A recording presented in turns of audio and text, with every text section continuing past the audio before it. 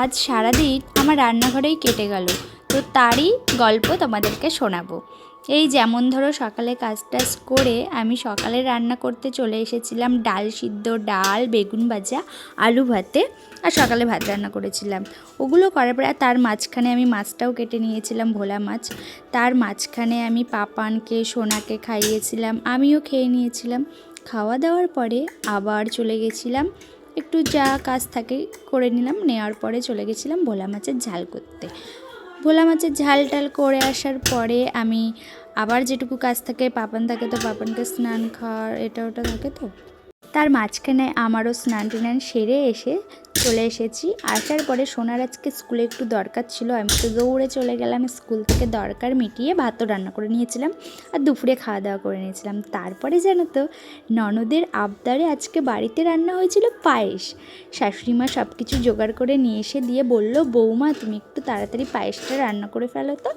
তো আমি সেই মতো রান্না করতে বসে গেছিলাম। আর জানো তো, মকর সংক্রান্তির দিন আমার মন মেজাজ ভালো ছিল না। ওই দিন আমাকে যেতে হয়েছিল মহিলা সমিতির জন্য, মানে ব্যাংকে, ওই কারণে আটকে গেছিলাম, সারাদিন বাড়িতে থাকতে পারিনি। তো সেই দিন আমি কিছুই করতে পারিনি। তো ভাবলাম একদিন করেছি পিঠে আর আজকে করছি পায়েস। আর জানো তো, আজকে যখন পায়েস রান্না করছি না, তখন অনেকেই এসছে আর বলছে যে আজকে তোমাদের বাড়িতে কি, মানে কার জন্মদিন।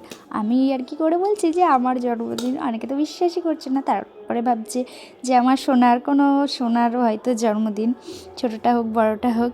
তো তারপরে এইভাবেই তো কেটে যাচ্ছিলো। আর জানো তো, আমার সোনা না একদম মাছ ভালো খেতে চায় না, শুধু ডিম ভাজা, এই মাংস এইসব খেতে চায়। তো দেখো, রান্না হয়ে গেছিলো, আমার শাশুড়িমা আমার সোনাকে দিয়ে দিয়েছিল খেতে।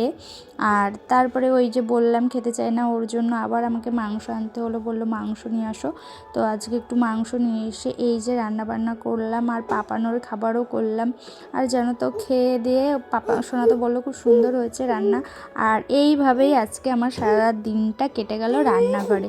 তো এই বসেছি ভিডিও এডিট করতে, এখন পোস্ট করব।